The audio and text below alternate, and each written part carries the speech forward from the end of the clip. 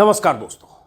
बीते 3 दिनों से हरियाणा के दंगाग्रस्त इलाके में सरकारी बुलडोजर दौड़ रहे हैं। घरों को, मकानों को, दुकानों को, झुग्गियों को रौंद रहे हैं। तस्वीरें लगातार चैनलों पर आ रही है, सोशल मीडिया पर आ रही है। देश की बहुत बड़ी आबादी को लग रहा होगा कि कैसे खट्टर सरकार ने दंगाइयों के हौसले को बुलडोजर से रौंद दिया, उनके घरों को, उनके दुकानों को जमींदोज कर दिया। लेकिन दरअसल इसकी आड़ में एक किस्म की सियासत हो रही है। एक धर्म विशेष को टारगेट किया जा रहा है और जो घर, मकान, दुकान, झुग्गियां एक धर्म विशेष के लोगों के हैं, सिर्फ उनके घरों पर बुलडोजर चल रहे हैं। और इसके बीच इस तरह की कुछ पंचायतें भी हो रही हैं। वो पंचायतें, जिस पंचायतों में जो लोग भाषण दे रहे हैं वो सीधे सीधे हेट स्पीच है। एक धर्म विशेष के खिलाफ सीधे सीधे उन्हें निशाने पर बनाया जा रहा है और उनके सामूहिक बहिष्कार की बात की जा रही है और खुलेआम डंके की चोट पर। सुप्रीम कोर्ट कह चुका है कि हेट स्पीच किसी भी सूरत में नहीं होनी चाहिए। लेकिन उसी हरियाणा के उसी दंगा पीड़ित इलाके में जहां बुलडोजर मुस्लिमों के घरों, मकानों, दुकानों, झुग्गियों पर दौड़ रहे हैं, वहां यह पंचायत हो रही है। आज के 2 अखबारों की खबरें आपको बताता हूं और कुछ वीडियो भी, और समझिए कि कैसे दंगा होने के बाद पहले तो दंगा को रोकने में नाकाम रही सरकार और पुलिस। अब जब दंगा हो गया, 6-7 लोगों की हत्याएं हो गई, तब उसमें कैसे राजनीति की जा रही है और कैसे एक तबके को बेलगाम छोड़ा जा रहा है और एक समुदाय को निशाना बनाया जा रहा है। क्यों कह रहा हूं, गौर से सुनेंगे, आप भी समझेंगे। ये 2 अखबारों की हेडलाइन है। यह हेडलाइन है आज के अमर उजाला की हेडलाइन और यह हेडलाइन है आज के हिंदुस्तान टाइम्स की हेडलाइन। हमारे पास कुछ और हेडलाइन है, कुछ वीडियो है, आपको विस्तार से बताने वाला हूं, गौर से सुनिए। क्या है इसमें खबर? इमाम की हत्या के आरोपियों के नाम एफआईआर से हटाने का अल्टीमेटम। एक इमाम की हत्या हुई थी गुरुग्राम में, आपको पता होगा। मस्जिद में घुसकर 40-50-100 लोगों की दंगाइयों की भीड़ ने मस्जिद में तोड़फोड़ की, उत्पात मचा और इमाम को इतना पीटा कि उसकी मौत हो गई। लेकिन इमाम की हत्या में जो आरोपी हैं, जिनके खिलाफ एफआईआर दर्ज हुई है, जाहिर है वो हिंदुत्ववादी संगठनों के लोग हैं, बजरंग दल के लोग होंगे या जिस भी संगठन के लोग हैं, उनके नाम एफआईआर से हटाने के लिए अल्टीमेटम दिया गया है। बाकायदा गुरुग्राम में एक सर्व समाज पंचायत बुलाकर, और कहा क्या गया है? कहा यह गया है कि 7 दिन में गिरफ्तार आरोपियों को नहीं छोड़ने पर चक्का जाम की चेतावनी। और यह डंके की चोट पर उसी गुरुग्राम में जहां 3 दिन से बुलडोजर दौड़ रहे हैं और वो तस्वीरें चैनलों पर दिखाई जा रही है और ऐसा ही माहौल बनाया जा रहा है कि दंगाइयों के साथ कितनी सख्ती से खट्टर सरकार काम कर रही है। जो मकान, दुकान, झुग्गियां गिराई जा रही हैं उसे इलीगल कहा जा रहा है, इंक्रोचमेंट कहा जा रहा है, अवैध कहा जा रहा है। लेकिन उसमें 30 साल, 20 साल, 15 साल से बने मकान, होटल या घर कुछ भी हैं। सवाल यह उठता आज क्यों हो रहा है, लेकिन उस पर आगे। अब ये पंचायत में हुआ क्या है? इस पंचायत में हुआ है कि सेक्टर 57 में नायब इमाम की हत्या के आरोपियों पर एफआईआर और पुलिस कार्रवाई की बात हो रही है। उसको लेकर तिगरा गांव में एक पंचायत हुई। 100 गांव के 1500 से ज्यादा लोग शामिल हुए। इसको गौर से सुनिए। और इसमें शामिल नेता, कुछ सरपंच नेता टाइप के लोग इसमें शामिल हुए और इन्होंने चेतावनी दी है कि गिरफ्तार आरोपियों को जल्द छोड़ दें, नहीं तो हम चक्का जाम करेंगे। और इसमें यह भी कहा है कि युवकों को पकड़ने के लिए पुलिस गांव में जाएगी तो हम विरोध करेंगे। अब देखिए इनके हौसले कि जो इमाम के कत्ल के आरोपी हैं, जो दंगाई, उनके बारे में कह रहे हैं कि अगर उन्हें पुलिस पकड़ने जाएगी तो हम पुलिस का विरोध करेंगे। पंचायत के दौरान इस बात का फैसला लिया गया कि मामले में किसी भी आरोपी को दबोचने के लिए कोई भी पुलिसकर्मी किसी भी गांव में नहीं घुसेगा। अगर पुलिस गांव में जाती है तो उसका विरोध किया जाएगा। अगर पुलिस मुकदमे के नाम पर किसी को परेशान करती है तो उसका खामियाजा भुगतना पड़ेगा पुलिस को, खट्टर सरकार को। लेकिन वही बुलडोजर दौड़ रहा है और रोती बिलखती तस्वीरें बुजुर्ग महिलाओं की, 70 साल 80 साल के बुजुर्ग की, बच्चों की तस्वीरें आ रही है, जिनका कसूर है या नहीं कुछ पता नहीं, लेकिन बुलडोजर चल रहा है। और सबको यह तसल्ली हो रही है, बहुत सारे मीडिया के लोगों को, कि बुलडोजर चल रहा है उनके घरों पर जो दंगाई हैं। लेकिन ये इमाम की भी तो किसी ने हत्या की। हिंदुत्ववादी संगठनों के हाथों में हथियार थे, मंदिर परिसर से भी गोलियां चल रही थी, बाहर से भी हथियारबंद दस्ते गोलियां चला रहे थे, उनके हाथ में हथियार थे। और यह बात गुरुग्राम के बीजेपी सांसद, केंद्र में मंत्री राव इंद्रजीत सिंह कह चुके हैं, मैं वीडियो में बता चुका हूं। लेकिन अब ये जो खुलेआम धमकी दे रहे हैं, क्या इन लोगों ने कहा ये भी सुनिए। इन्होंने एक कमेटी भी बना दी और उसके बाद कहा है, एक और बात कही है, कहा है कि सेक्टर 57 से धार्मिक स्थल को हटाने की मांग प्रशासन से की गई। मुस्लिम किराएदार, अब ये देखिए ये कितनी अहम बात है, और यही देश में एक ऐसा माहौल बनाने की कोशिश हो रही है। इसलिए मैं कह रहा हूं कि दरअसल दंगे की आड़ में एक किस्म की राजनीति भी होती है, और मकसद ये होता है कि एक दल को फायदा हो, एक पक्ष निशाने पर रहे, एक धर्म के लोग निशाने पर है। इसमें है महापंचायत में लिए गए फैसला ले लिया महापंचायत ने, और महापंचायत जो हुई उसकी भी कहानी है। उसे अनुमति नहीं थी, 144 लागू है, पुलिस को खुफिया सूचना थी कि इस पंचायत में हेट स्पीच होने वाली है, उसके बाद भी हो गई। क्या इस पंचायत में जो लोग शामिल हुए हेट स्पीच दी, उनके घरों पर भी बुलडोजर चलेंगे? क्योंकि सुप्रीम कोर्ट कह चुका है, वो भी आगे बताऊं। बहरहाल इसमें फैसला यह हुआ कि सेक्टर 57 से धार्मिक स्थल को हटाने की मांग प्रशासन से की जाएगी। धार्मिक स्थल मतलब एक धर्म विशेष के धार्मिक स्थल। मुस्लिम किराएदार अपने घरों में नहीं रखने का लोगों से किया आह्वान। मतलब मुस्लिम किराएदार हैं तो घर में न रखिए। ऐसे कई वीडियो वायरल हो रहे हैं जिसमें कहा जा रहा है कि आपके दुकान में या मकान में कोई मुस्लिम किराएदार है, तुरंत वहां से बाहर करो। मुस्लिम की रेहड़ी खोमचे मत लगने दो, ठेला तक मत लगने दो। उनको किसी तरह के रोजगार में आपने रखा है तो उसे बाहर करो। ये चेतावनी के साथ छोटे छोटे वीडियो वायरल हो रहे हैं, लेकिन यहां तो बाकायदा खबर है और बाकायदा ऐलान किया। मुस्लिम दुकानदारों से कोई सामान नहीं खरीदने का भी किया गया ऐलान। ये फैसला हुआ है एक पंचायत में। इस पंचायत का वीडियो भी मेरे पास आया है, वो मैं दिखाता हूं। और सबसे बड़ी बात यही है कि ये उसी दंगा पीड़ित इलाके में हो रहा है जिस दंगा पीड़ित इलाके में बुलडोजर चल रहा है। अब इसमें यह भी खबर है कि पुलिस के हवाले से यहां खबर है, पुलिस वाले ने, किसी पुलिस अधिकारी ने कहा है, इसको मैं आपको थोड़ा सा इनलार्ज करता हूं। हिंदुस्तान टाइम्स के हवाले से खबर बता रहा हूं। किसी पुलिस अधिकारी के हवाले से ये खबर है जो गुड़गांव के हैं, उनके हवाले से है, जिसमें कहा है उन्होंने कि no permission was sought for this mahapanchayat. I am in touch with police, relevant action will be taken for violation of section 144। ये जो गुरुग्राम के डीसी हैं निशांत कुमार यादव, उन्होंने कहा कि इस महापंचायत के लिए कोई परमिशन नहीं ली गई थी। बिना परमिशन के महापंचायत हुई, और महापंचायत में हेट स्पीच, मुसलमानों को घर में मत रहने दो, किराएदार मत रहने दो, दुकान से कोई सामान मत खरीदो, सामूहिक बहिष्कार करो, यह अपील हुई। और यहां कहा गया है, जो लोग उसमें शामिल हैं उनके हवाले से कहा गया है कि बहुत सारे मुस्लिम यहां काम के लिए आते हैं, गुरुग्राम में सब्जी बेचते हैं, वेंडर का काम करते हैं, मशीन बनाने का काम करते हैं, कैब ड्राइवर हैं। उन सब लोगों को हमने पहले सपोर्ट किया, लेकिन अब हम चाहते हैं कि वो सब लोग यहां से उनका काम खत्म हो या जाए, इस तरह की बात की जा रही है। यहां तक कहा जा रहा है कि जो आपने घरों में अगर आपने मेड रखा है, हाउस हेल्प रखा है, मुस्लिम है, तो उन्हें वहां से हटाइए। और साथ में जो लोग शामिल हुए वो कह रहे हैं कि हमें सबूत चाहिए कि इमाम की हत्या जिन्होंने की, जिन्हें पकड़ा गया, उनके खिलाफ क्या सबूत हैं। तो भाई जिनके घरों पे बुलडोजर दौड़ रहा है उनके खिलाफ पुलिस के पास अभी क्या सबूत है कोई नहीं जानता। इमाम की हत्या हुई, 40 से 100 लोग उस मस्जिद में गए, वहां आपको सबूत चाहिए, और सबूत चाहिए पंचायत के लोगों को, क्योंकि सरकार अपनी है, हिंदुत्ववादी संगठन है। कोई वीएचपी से जुड़ा है, कोई बजरंग दल से जुड़ा है, कोई किसी तरह की हिंदू वाहिनी से जुड़ा है। इसलिए सरेआम डंके की चोट पर महापंचायत कर रहा है, तब जब 144 धारा लगी है, उसमें से तो दर्जनों लोगों को गिरफ्तारी हो जानी चाहिए, और सुप्रीम कोर्ट के निर्देश के मुताबिक उनके खिलाफ मुकदमा दर्ज होना चाहिए। लेकिन होगा क्या कहा जा रहा था पंचायत में? हमारे माता पिता फसल बो के एक घर में एक थाली में रोटी खा लेते थे भाई। तो मेरा निवेदन ये है भाई कि इन किराएदारों को मत दो, मीट मच्छी की दुकान जैसे तिगरा में घुसे हम भाई, ऐसे मुसलमानों को मत दे, भूखे रह लेंगे, लेकिन इनका पैसा हमारा पैसा इनके पास आता है, इनसे हम ले। तो भाई हाथ जोड़ के निवेदन है सभी ग्रामीण वासियों से, तो यहाँ गुड़गांव के कोई भी आए हो, जैसे मैं काटीपुर से आया हूँ भाई, मैं भी अपने गांव वालों से निवेदन करूंगा, हाथ जोड़ के सबके आधार कार्ड देखो, जो मुसलमान हो उसको अपना मकान, कोई भी जमीन मत दो। और जो हमारे हिंदू भाई हैं, जो हमारे कोई भी मुसलमान है, मकान मत दो, जमीन मत दो, उनके यहां से सामान मत खरीदो।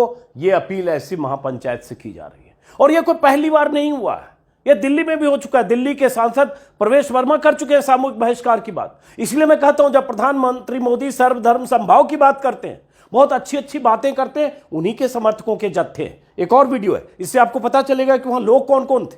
ये देखिए। सुभाष चौधरी जी, भाई संजय सिंह जी विधायक, मेरा नाम भी लिख रखा है भाई, अशोक हंस नाहरपुर से हैं, मनोज सहजावास सौचन सरपंच सिकोपुर बैठे हैं, कुलभूषण भारद्वाज जी हमारे बहुत सम्मानित साथी हैं, अजीत सरपंच साहब हमारे सम्मानित बैठे हैं, सरपंचों का अध्यक्षता जो कर रहे हैं जिले की, धर्मेंद्र तंवर जी रामगढ़, डबल नहीं तेज बार का धर्मेंद्र का क्यों लिखा भाई, नहीं देखो भाषण की बात ना, वो भतीजा यार कोई बात, अलग अलग जगह धर्मेंद्र जी कोई बात नहीं, जो लोग भी पहुंचे थे और उन्होंने इस तरह की बैठक की, उसमें पॉलिटिकल लीडर भी थे, आपने नाम भी सुन लिए। अब उसके बाद ये आज के अखबारों की सुर्खियां, जैसे ये आज इंडियन एक्सप्रेस ने छापा है, धीरज मिश्रा की रिपोर्ट है, call goes out at panchayat in Gurgaon village, release our innocent brothers.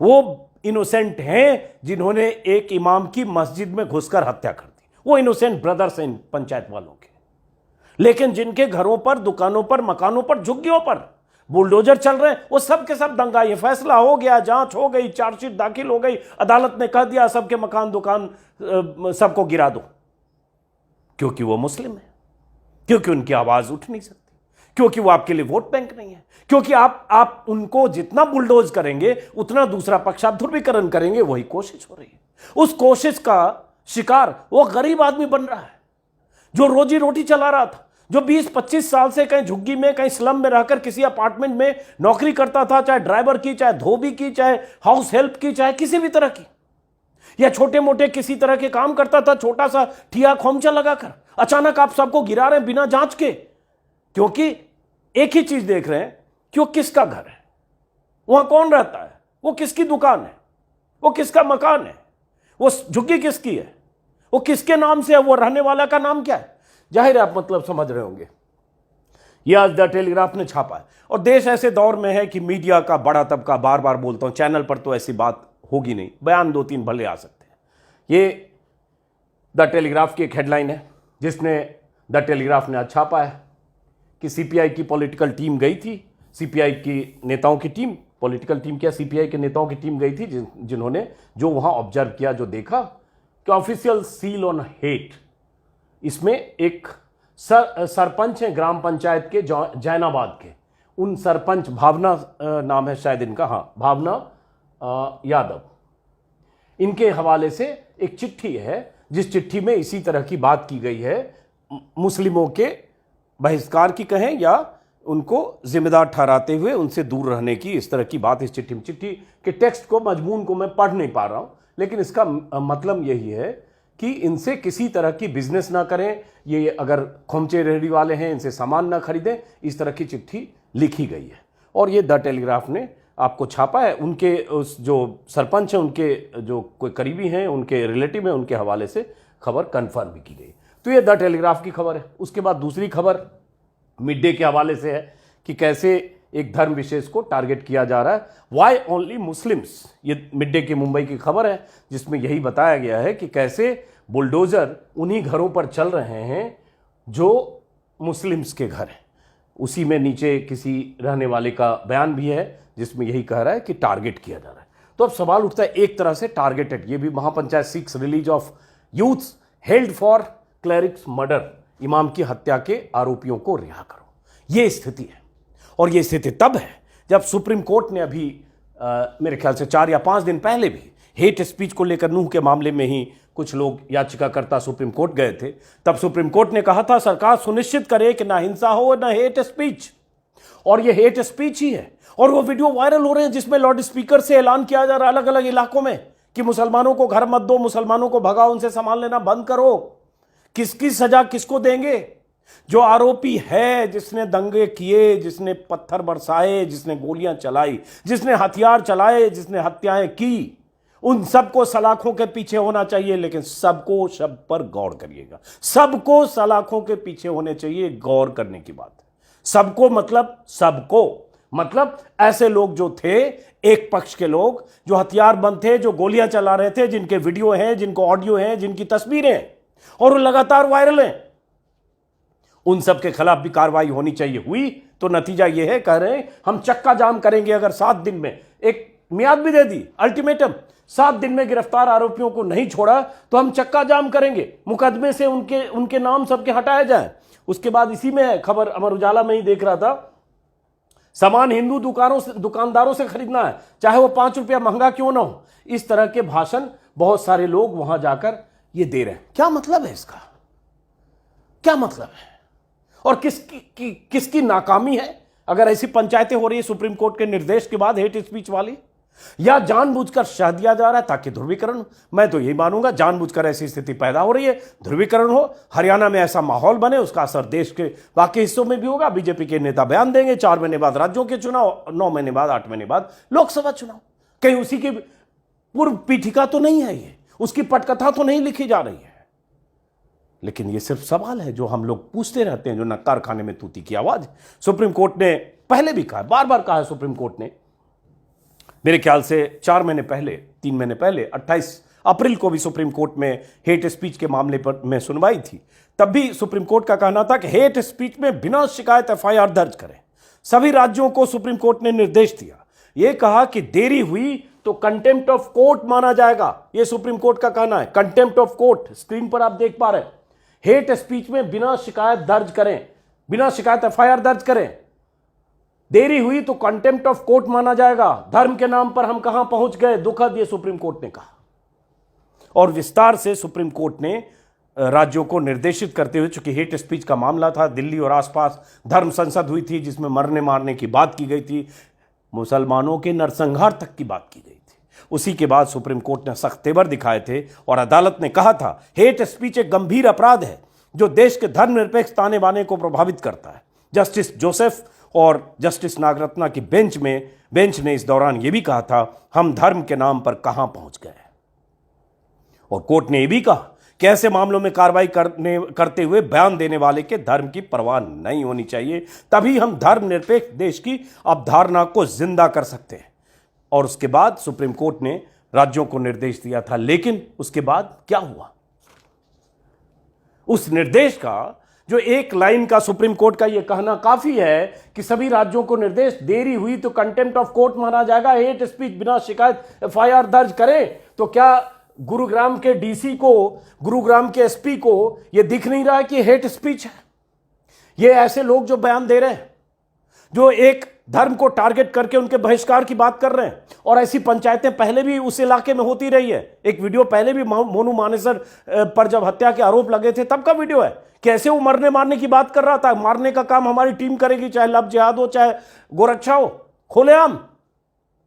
तो ये सब खुलेआम होता है, लेकिन बुलडोजर चुनिंदा लोगों पर चलता है, चुनिंदा लोगों के घरों तक चलता है। देश ऐसे दौर में, न्यू इंडिया, प्रधानमंत्री मोदी के सपनों का भारत, जिस सपनों के भारत में एक पक्ष पीड़ित होता है हमेशा, दूसरा पक्ष इस तरह से बुलंदी के साथ हेट स्पीच देकर भी उसके खिलाफ कार्रवाई नहीं होती है, इस बात का उसे एहसास होता है। एहसास नहीं हो तो क्या मजाल है कि कोई दूसरे धर्म के लोग ऐसे जुट जाएं और कहें कि अगर आपने फला के हत्यारों को नहीं छोड़ा 7 दिन में तो हम चक्का जाम कर देंगे। कर सकता है क्या? आखिर में फिर रिपीट कर रहा हूं, जो भी दंगाई है, चाहे हिंदू हो चाहे मुसलमान हो, मंदिर को चारों तरफ से घेर के जिन्होंने गोलियां चलाई, पहाड़ियों से गोलियां चलाई, सबको सलाखों के पीछे भेजा जाना चाहिए। लेकिन मंदिर में रहकर जिन्होंने गोलियां चलाई, मंदिर में जाते वक्त जो हथियारबंद दस्ते थे, उन गाड़ियों के काफिले में, धर्म यात्रा के काफिले में जिनके पास हथियार थे, जिनके मंसूबे ठीक नहीं थे, जिन पर मोदी सरकार के केंद्रीय मंत्री राव इंद्रजीत सिंह ने कहा कि धार्मिक यात्रा में हथियार लेकर लोग क्यों गए। दुष्यंत चौटाला जो डिप्टी सीएम है, उन्होंने कहा भीड़ के बारे में जानकारी आयोजकों ने नहीं दी। और पुलिस ने तो कोई इंतजाम ही नहीं किए, उन सब की कोई जवाबदेही नहीं, उन सब के खिलाफ कोई कार्रवाई नहीं। वो तस्वीरें, वो वीडियो जो हमने देखे, जो भगवा साफा लगाए हुए 50 सैकड़ों लड़के सड़क पर दौड़ रहे हैं, पत्थर फेंक रहे हैं, और उसके बाद कैमरामैन को भी डांट रहे हैं, भगा रहे हैं, कैमरा बंद करा रहे हैं। क्या गिरफ्तारी हो गई सबकी? फिलहाल इस आक्रोश के साथ कि जो भी गुनहगार हो, जो भी दंगाई हो, सबके खिलाफ कार्रवाई करिए, लेकिन सेलेक्टिव होकर नहीं कि बुलडोजर लेकर निकल पड़िए, नाम की पहचान करिए और कहिए इलीगल है, हम गिरा रहे हैं। अगर इलीगल है तो 20 साल, 30 साल, 25 साल से वो बना कैसे? आज ही दिखा, और दिखा तो इलीगल क्या आपको एक धर्म विशेष के लोगों का दिख रहा है? उससे 100, 200, 500 मीटर, 1 किलोमीटर के दायरे में और 200 घर होंगे, वो भी इलीगल है। क्या आपने पैमाइश कर ली? क्या नगर निगम या लोकल अथॉरिटीज ने चेक कर लिया कि इस इलाके में 1 किलोमीटर के रोड में 400 इलीगल घर, मकान, दुकान, झोपड़ी, झुग्गी जो भी है सबको हम गिरा रहे हो, चाहे उसमें हिंदू का हो, चाहे मुसलमान का हो, चाहे राम का हो, चाहे रहीम को, हो रहा है क्या? चेक करिएगा। इलीगल कंस्ट्रक्शन गिराना तो बहाना है, दरअसल कोई निशाने पर है। फिलहाल इस वीडियो को खत्म करते हैं, फिर मुलाकात होगी किसी और वीडियो में।